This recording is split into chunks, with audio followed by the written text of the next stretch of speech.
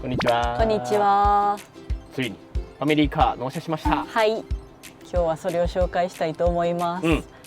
以前の動画でちょっとカリー号が不調だという話をしたんですが、どっちにしろ子供が生まれるからファミリーカーがいるなということで、今回新しい車を買いました。はい。早速紹介したいと思います。はい。我が家に新しくやってきたファミリーカーはボクシーです。はい。中古のボクシーを買いました。はい。これになりました。はい。今までの車とは全然違います。よくあるファミリーカーになりました。これはもう色を塗ったりせず、このまま使います。車いろいろ検討してたんやけどな、ちょっと急にカリー号が調子悪くなって、すぐに車が必要になったんで、もう中古で買うことにしました。はい。本当はハイエースの新車とか、このボクシーの新車とかも検討してたんですけど、今ちょっと受注停止してて、納車するのが早くても1年後とかになりそうだったので、子供生まれちゃうやんっていうことで、中古を買いました。はい。年式としては2010年式やからもう14年前の車です。古いです。普通のファミリーカーなんですが、せっかくなんで紹介したいと思います。はい。14年前のボクシーではあるんですけど、なんかその時のグレードでひらめきっていうのがあって、一応特別仕様車になってるみたいです。はい。ちょっとなんかレトロな感じというか、丸っぽい、今のやつってもっとシュッとした感じだと思うんですけど、ちょっと丸っぽい感じになってます。はい。ぐるっと回ると、中古なんで多少な傷とかがあったりするんですけど、それはしょうがないかなっていうので許容範囲かなっていう感じです。カリー号とかもへこみあったりしたし、そもそもこの車より古い20年前の車とか乗ってたんで、私たちはそんなに気にならないです。こことか後ろへこみあるんですけど、もうええわということでカリー号も後ろへこんでたからな至ってシンプルやな。はい。こんな感じです。じゃあ中も紹介していこうか。前こんな感じです。皆さんからしたら普通かもしれないんですけど、僕たちはカリー号とかに乗ってたからこれでもすごいスペックがいいように感じます。はい。普通にナビもついてるし、これテレビも見れるしな、CD もこの内蔵のメモリに録音されます。カリー号の時は一枚一枚 CD 入れ替えてましたでもバックモニターもついてます。こんな感じですね。この運転席と助手席の間も歩けるようになってて、一応車内で後ろに行けるようになってるな、これはすごいいいなと思いました。で後ろ、はい、両側電動スライドです。まさかの両側ですだいたい片側だけされてる方とかも多いと思うんですけど、この車はもともと両側電動スライドドアでした。で、8人乗り、こんな感じです。真ん中にも席あるタイプで3列目まであると。はい、乗ります。なんか何気にこういうステップとかもさ、ありがたいよな。ありがたいファミリーカーは乗りやすいです。こんな感じ。カリー号は後部座席をもう取ってたから、後部座席が新鮮ですでちゃんとこれは両方こっちとそっちにアイソフィックスもついてるから、チャイルドシートもつけれるようになってます。はい。もともとカリー号はそもそも後部座席なかったけど、アイソフィックスとかもなかったから、結構チャイルドシート選ぶのが大変やなと思ってて、でもこのボクシーならアイソフィックスも14年前の車でもついてるんで問題なく選べると思います。で真ん中席あるんやけど、これ畳むことができます。はい。そこの紐引っ張ったら倒れて、こんな感じで、まず倒したらこういうドリンクホルダーとかついてて、さらにこれがこっちに倒れます。これ今の現行のボクシーにはこういう機能もうないかもな。ないんかな、もう一体型なんかな。一体型の8人か、もうそもそも分かれてる7人乗り。そうやな、なんか今のやつはもっとこの1個が E シートというかな、キャプテンシートみたいになってると思うんですけど、これはここが倒れるから後ろにも行けると、便利な機能です。はい。広く使いたい時はこうしてな、後ろ行きたい時はここを倒すことができると。後ろ3列目、これが2列目がこう跳ね上げれるから、行きやすいと。はい、こうやって乗り込めます。3列目は結構広くて、普通に足元もゆとりあるし、こうやってリクライニングもできます。はい。後ろも3人乗れるもんな。そうやな。ちょっと3人乗ったら狭くなるとは思うけど、3人3人2で8人乗れるようになってます。はい。後ろ出ます。こんな感じ。はい。まあ座席普通にあってもうん。多少のスペースはあるから荷物は乗せれるようになってます。はい。まあ、3列目はこう上に跳ね上げることもできるから、そしたら荷物をもっと乗せれるようになります。まずなんかこの下にレバーがあって、うん。これを引っ張ったらこう倒れ、そしてこのままおこお。おお。うでこのベルトで留めとくと倒れてこういうように。なるほど。はい、今のボクシーとかもな、こういう横にな、うん跳ね上がるタイプやねんな。こっちも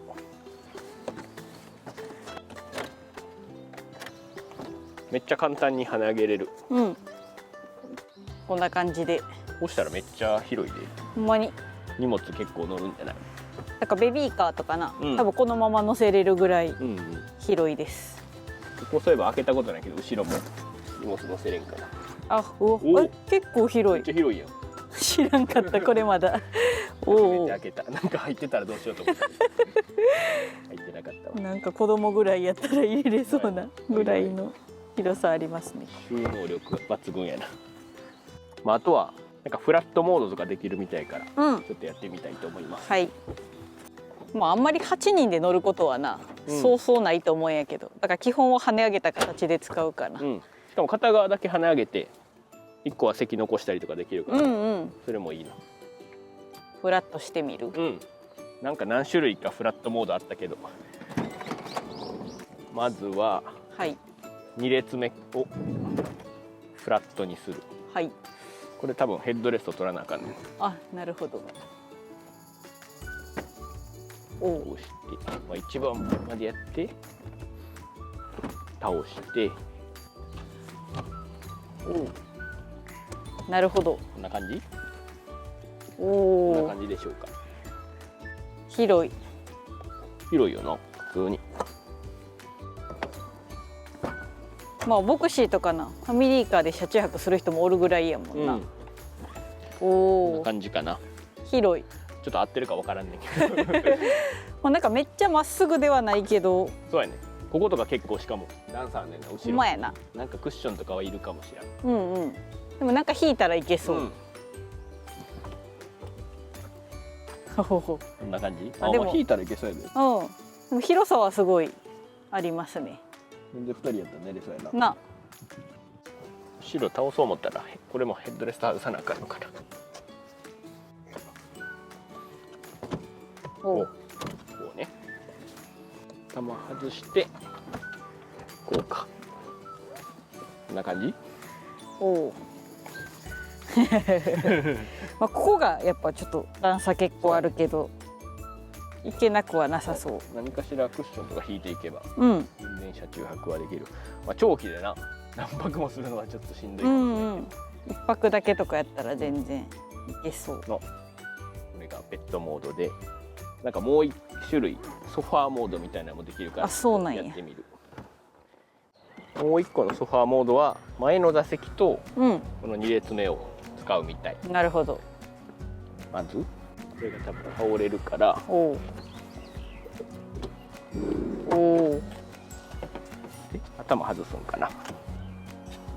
外してうんうん。こんな感じでこのだからこあ、なるほど。こういうことね。うこういうソファーモード。おお、でも足伸ばせるんや。さすがにこう寝るにはちょっと当たるぐらい。そうやな。子供とかやったらいけるかもしれうないけど、んまあでもこういうモードもできるうん。なるほど。くつろぎモードみたいな感じね。と。ちなみにこの車後ろにフリップダウンモニターついてて、はい。だからこうやって見れるんじゃないほんまやな。とかちょっと休憩するときにはいいかも。うん、なんかこういう機能はいっぱいついてんねんな。うん。ちゃんと後ろにクーラうんー、うん。クーラーもあるし、リーゴーとかデッカリに比べたら信じられない機能がもりもり。はい。こんな感じです。はい。まあとりあえずなんかつなぎのつもりで買ったんですけど、うんでも案外良かったからな。うんうんもうしばらくはこの車に乗ろうかなと思ってます。うん。でまた受注開始したりしたらな、他の車とか、子供がちょっと大きくなったりしたら考えようかなと思ってます。とりあえず2年間は乗れるからな、次の車検まで、それまでは乗りたいなと思います。壊れなければ14年前の車やしカリーゴでも行けたから、多分行けると思うんですけど、走行距離はもう11万キロ弱やから、結構走ってるんやけど、まだ頑張ってくれるかなと思います。これが我が家の新しい車です。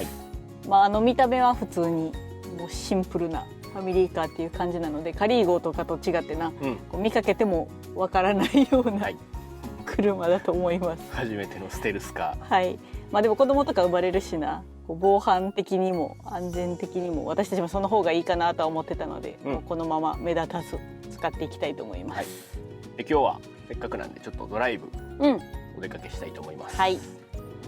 本日はまず限定スイーツを買いに行きます。期間限定で食べたいスイーツがあるので、それを買いに行って、ランチして、でその後関西で有名な安産祈願のお寺、中山寺というところに行きたいと思います。もう関西で一番有名ちゃう、安産祈願といえば中山寺みたいなイメージあるんですけど、行ったことなかったから、ちょっと行ってみたいと思って今日はそういう流れで動きます。安産祈願自体のご祈祷とかはな、安定期入った時にすぐに行ったので、今日はお参りだけしたいなと思ってます。乗り心地はどうですか？最高ですなんかもうめっちゃ静かに感じる。そうやな運転もしやすいし、そんなに大きさは大きくないから、割と運転しやすいな。あかりは出産してから運転することになると思うんやけど、広い道やったら全然行けると思う。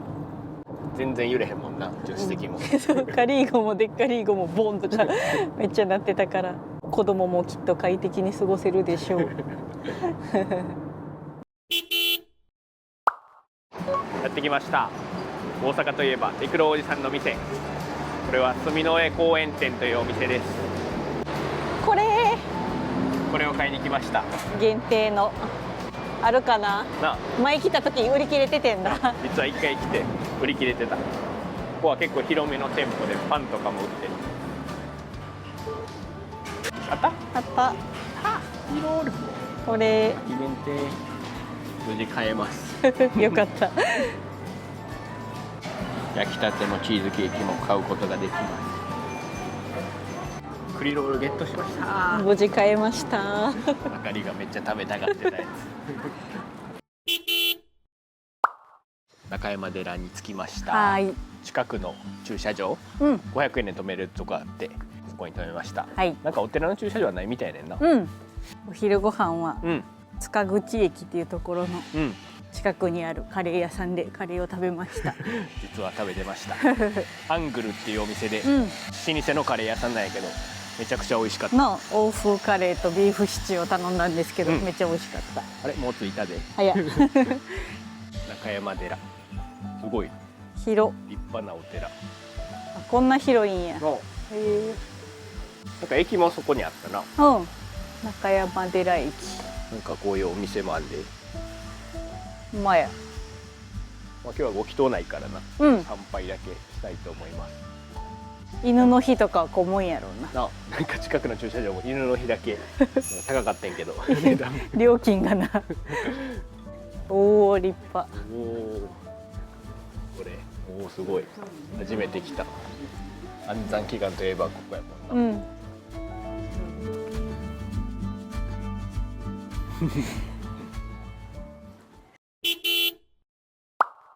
中山寺でお参りしてきました。すごい立派なお寺やったな。めっちゃ広かった。結構坂になってるんやけど、ちゃんとエスカレーターとエレベーターがありました。やっぱな、安産祈願で来る人多いから、妊婦さんとかも多いからか、すごい気遣いがありました。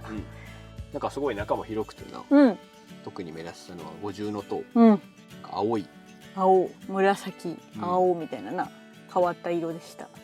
安産のお参りしたので無事に生まれてきますように。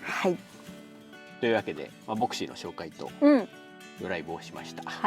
宝塚っていうとこまで来たんですけど、さすがファミリーカー乗用車なだけあって乗り心地も快適で無理せず来れました。カリー号とかデッカリー号と違ってこう運転してる時にこう旅してるっていう感じはちょっとなくなったんですけど移動してるっていう感じで、まあ、でもその分快適性は手に入れたから子供が生まれても、まあ、赤ちゃんも快適に乗れると思います。はい、まあ、デッカリー号はキッチンカーになるんで、これからのお出かけは基本このボクシーになると思います。はい、それでは最後までご視聴いただきありがとうございました。